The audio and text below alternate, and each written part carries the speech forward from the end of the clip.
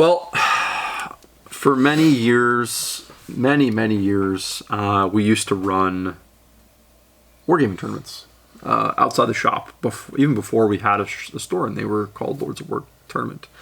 We used to run big events. We ran them for Warhammer Fantasy Battles when it was still called that. Old World. Yeah. Even though we're haters, we hate Old World. We ran 40K events. We ran the 40K Classic, which was a really cool event, which was sort of like a return to kind of like the old ways of building armies and stuff like that, which would be cool to do again, but very difficult, I think, in the modern era. And we ran Horse Heresy events, were some of our most successful events because they were really cool. How we ran them. We ran a bunch of small things, like we ran stuff for Malifaux, we ran stuff for Frostgrave. We had a Frostgrave thing, we've had a lot of Infinity, of course. Sure. Was a big one at a bunch of our events. Anyways, all that to say, and then we've of course attended events pretty much our entire, adult lives or whatever. We've been going to local events, much more, I'd say, before we opened the shop. We used to go on the weekends to different things that were local within the province, which is like kind of like a state for you in the States. Basically, within 100 miles. Within 100 miles radius sort of thing. Yeah. And more recently, in the last decade, we've been going to Adepticon almost every year. There's been a couple of hiccups here and there, but... And so I'd say we're in a decent place to sort of like talk about this topic and try to be as objective as possible and hopefully come across horribly snobbish and very elitist. Oh, yeah. Yeah. Yeah, I mean... Which is the hallmark of our business. It is, actually. Yeah. That's true. And that topic is painting standards. Oh my gosh. I've already blown up the internet into two separate halves, which will now fight each other forever with weapons. Yeah. And I think what got me thinking about doing a video on this today was I was actually chatting with my good friend Mitch from a couple cities over. And he, for some reason, puts himself through the horrors of doing these like 40K team tournaments. Yeah. Once or twice a year. And he's always just busting his butt to finish just a stupid project that he's done doing. And this man has no time. He's like 2 businesses. He has so little time, young kids. And he makes some time for his wife, apparently, from time to time. I don't know when, but... And he renovated his house himself and all this nonsense. Yeah, and we were kind of just chatting about how hustle, man. And Mitch is actually a pretty decent painter. And I wouldn't say he's an elite painter, but like the man can highlight. The man can ball. He's got the tools. Yeah. So his stuff looks really good, especially when it's finished and it's on the table or whatever. And we were just kind of talking about how like he's now that level of painting now, which is like the base coat shade, couple highlights, is now become the elite level. It's like, whoa! Like in a tournament, like people are like, "How did you do that?" That was good. Very genuine reaction. Just absolutely like. Yeah. And I was talking about like it's such an interesting dichotomy between like the modern era of like tools to paint and how it's easier than ever to make a decent painted model, true. And how low the painting standards are at these events. Yeah, in terms of like the average painter is putting out, and I have my theory about why that is.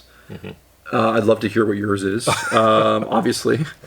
And obviously, let's get out of the way. Like there are some, there's people that already like pause the video, write to the comments. This guy's an ableist F. Right. This guy, I've got only 3 fingers, and like I can't believe this guy thinks I'm shit or whatever. Right? Like I'm obviously not talking about you. Right? I'm obviously not talking about you.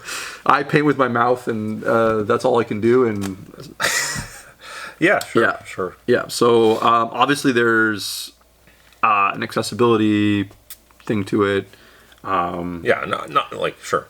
You're not going to have, not every army is going to be spectacular. Yeah, no one expects it. Like even 20 years ago when we were running our events and stuff like that, people would rage at us then for even having a painting requirement at all. Yeah, like, true. There's always people in that camp that are being like, well, this is not accessible, this XYZ or whatever. And it's funny because like we always had an out for those people, which is like if you have a legitimate reason you can't paint. Yeah. let's hear it. We'll hear it out. Yeah. Right. And those people never had like a. Yeah, well, there's a very small percentage. There are some armless guy who's into 40K who wants to play in the tournament. And if he existed around here, we would have been like, sure, you can play. That gotta be a badass, man. Yeah, who wouldn't want that guy around? Yeah. I want to assume, sure. But so like getting that stuff out of the way, obviously. But we're talking more about why is it that just literally why is the average or the median painting standard gone down, seemingly, over time? That's a good question. I'll let you say some things, and then I'll tell you what's actually going on. Wow. Fair enough. That's true. I want to know what you're like. The stream out of my brain is usually something stupid and boring. But maybe okay. My short answer is actually a little bit of I have no idea, but my hypotheses are going to relate to things like probably how many years are we removed now from the GW lifting the curtain on requirements? I think it's 15 years at least. And you're talking specifically about like in the GW stores? Yeah. When you couldn't play without a paint. You had to be painted. And based. Yeah. So I guess if you are, let's say, 35 and older, you are like you were from a time where was like, well, yeah, of course we painted everything and whatever. Although conversely, the tech, let's call it that, was worse. Paints, brushes, techniques, whatever. But there's a bit of like instilled in people that whole like I'm gonna put X effort in because that's how it's supposed to be done, right? So you have a bit of that. Now, obviously, lifting the strict paint requirement opened the gates to like more casual people and more and the game's been bigger than ever. So there is that. I don't know if also maybe because of the accessibility online of paint guides and artists is it's also crushing a bit because there's like everyone that you watch seems to be incredible. The Instagram effect. Yeah. And why aren't my boobs like that? Correct. Yeah. Absolutely. And so maybe that is also dejecting a little bit where you're like getting into it and you're like, I'm going to do all this. You feel like so enabled. You're like, I'm going to do this. And then you're like, I can't do this. Even though you have the step-by-step and the guide and all the videos out the wazoo. And that is, painting is, I constantly use the two analogies the most is like whether it's like an exercise-related thing, like jogging or getting in shape, or the instrument, like the playing an instrument. Like if you don't practice, you won't get good at it, kind of thing. And so a combination of those two things, maybe. Otherwise, I don't know why else. Like, because on the other side, you have all these tools and you have all these guides, and I mean, I appreciate that. There's not many stores like ours. Yeah, there's like none actually. To be honest, that's not a flex. It's just the reality of it, where you have like so much paint knowledge and examples and like everything that Chris and I come out of our mouths are like, well, how are you going to make your model better? And they're like, oh, okay, and they want to listen. Get that.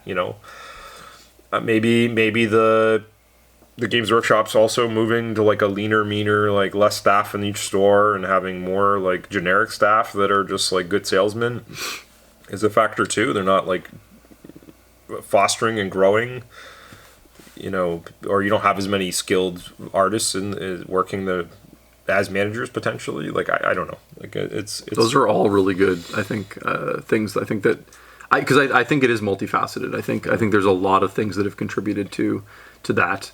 So having been someone who was hired more like both of us, like back in the older times from GW, where there was more of a consideration of your ability to do the hobby when you got hired. Yeah. Versus like today, where and I'm not saying this is the wrong way to do it, because I think you could argue that like the way we got hired was probably the wrong way to do it in some ways, right? Yeah. Because you can like teach somebody how to like teach a kid to dry brush. You can teach someone to teach a kid to paint stuff, but you can't teach someone how to like talk to someone and actually like sell them things and engage with them. It's actually a harder skill, to be honest. What they call it fit, like personality fit for the job, right? So that's what they hire more for now. Is like the personality fit and that sort of thing. So that's a huge change. So you might have someone operating your local games workshop who's like a pretty mediocre painter and isn't necessarily like inspiring people to get better, which is fine. Like I said, the Why'd your voice go? because I'm a snob. That's why I'm a big snob. Huge snob, Jay. Huge.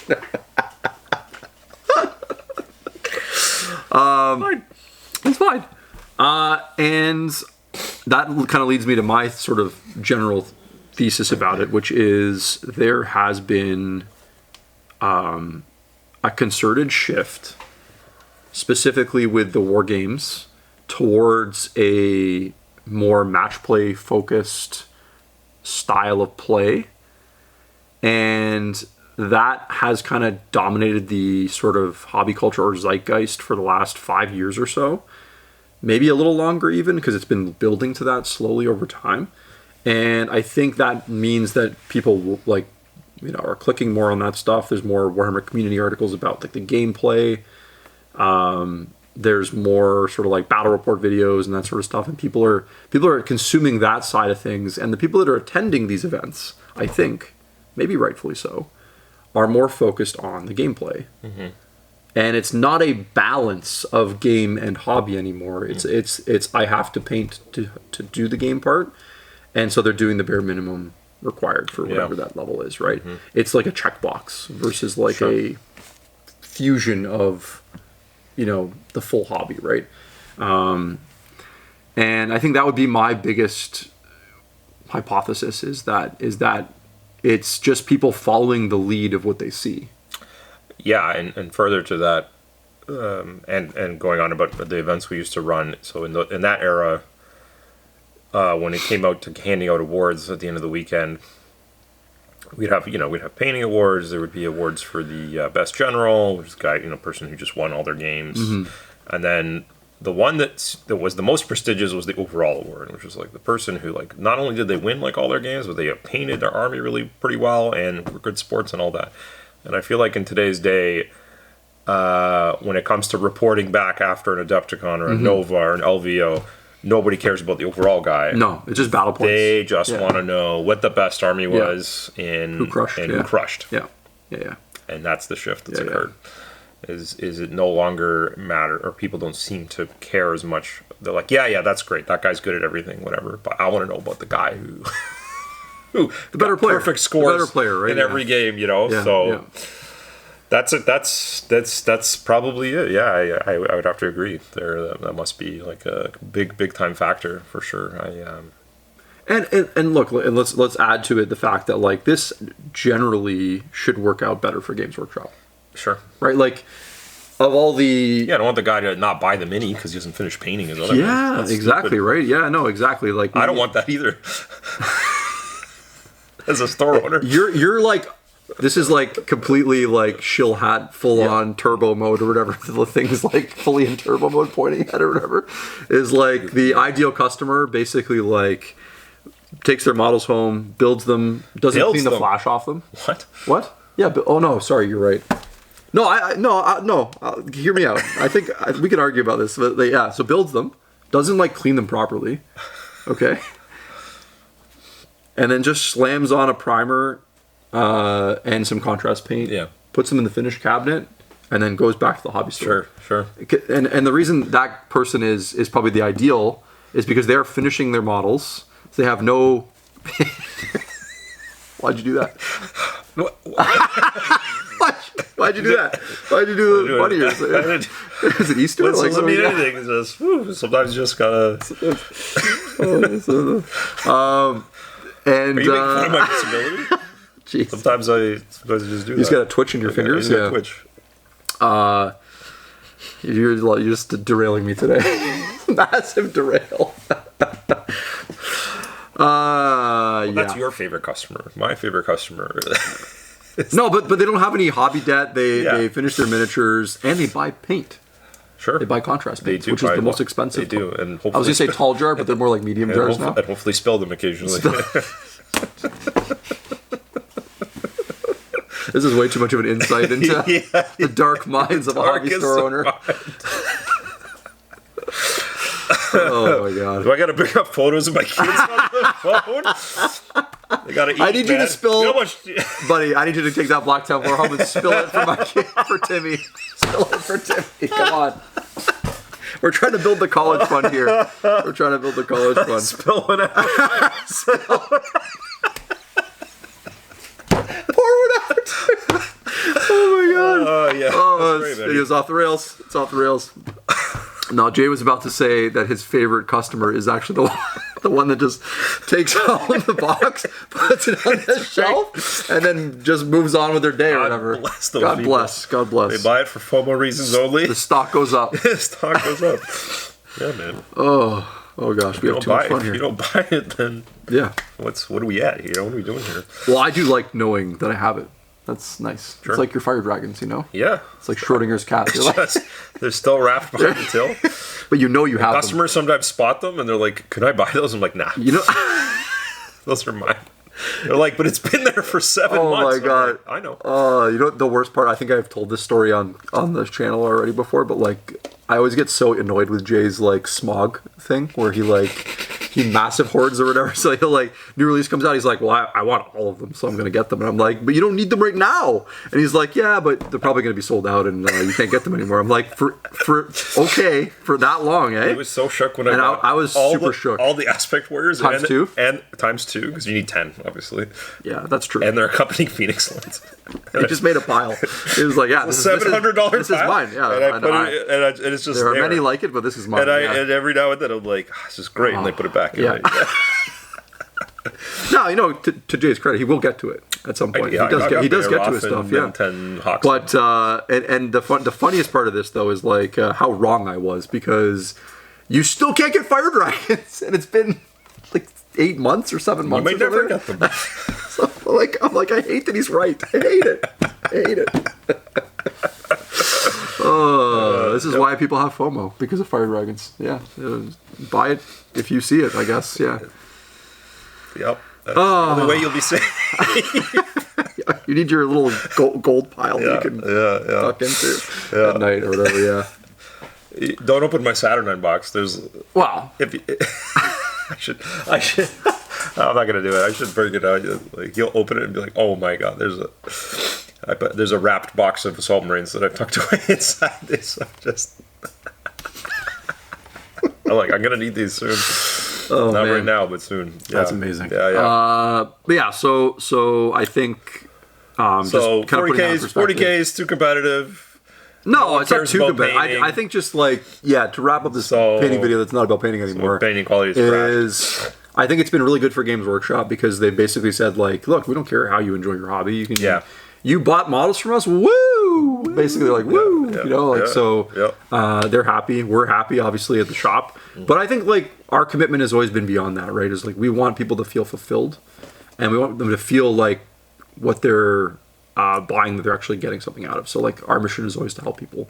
I think too, like there's also a big segment, as we know from the financial reporting, of business related to IPs, so like video games and stuff, and things like Space Marine and Total War. Like there's a ton of people entering the game, and we see this a lot in person here, that play the video game but didn't do the hobby. And I think when you walk in and you have quite a few places that don't like push the hobby like it used to be, I think that's a thing too. Like you just have so you combine those two monsters together of like all the Warhammer community talks about is like data slates and competitive things, and then you have like blobs, new legions of players that maybe just like don't have that.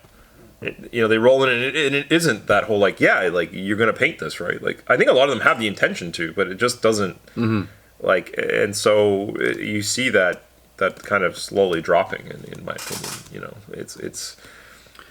You need like that culture to be built in from the beginning, and I don't think it's lacking. It's just kind of my observation is just you have a lot of people that are like, well, like again, it's different here because like a lot of our regulars come here because they come for the paints and then they see what's in the cabin and they just get inspired and they want to do that. So I don't really know how fixable that is. I mean, GW did for a while, and this is they shot themselves in the foot a little bit. Is for a while, like guys like the Duncans, Mr. Duncan Rhodes or whoever they have that they elevated, they don't really have a Duncan right now. No. And I think him and his cult of personality and that whole generation of people that were like following along and painting with him, like I think they probably just needed to pay him a little more or something and just be okay with him being the company mascot and talisman or whatever. That's the problem GW always has, is where like they need the blurry faced person that has the GW tag on, and like he can't have a name. They're so afraid of the person becoming bigger than the company. Yes. Which is funny with Duncan, because like, God bless the man, he's such a sweet guy. I met him in person. Sure. But it's not like he has like a crazy strong personality.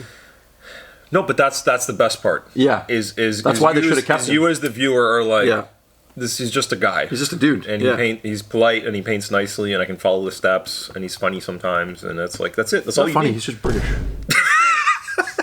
That's not funny. He just says words. Like, he just says words in a funny way. This is like baffles me. I'm like, my whole family's English. You call it a lift instead of an elevator. He's British. It's not funny. He's just British. Like, I don't know what's wrong with Americans and Canadians. They're like, oh, this guy's really funny or whatever. He's just English. He's just saying words or whatever. Oh man. Yeah, there's a charm to that. I suppose. Yeah. Just like two Canadians are we're flopping heads or whatever. That's South Park. We're charming, I guess. Yeah, no, you're not wrong. Yeah. But so anyway, like, no, I get that. If they just kept that up, they probably, I think a ton of people were like mega inspired because to keep that going. And I think he already kind of on the way out by the time Contrast rolled around. I remember they had other people showing. Man, what a perfect marriage that would have been. Is this one thin coat? One thin coat. One thin coat. Duncan. Well, I don't know about that. Whatever. Yeah. Unfortunately, I guess we'll never know, but there is a ideological aversion to just paying people more with GW, and it's one of the reasons why they, have had a lot of success over the years too. It's like they are okay to let people go and they'll find new people to do X, Y, Z, and it's mostly worked out well for them.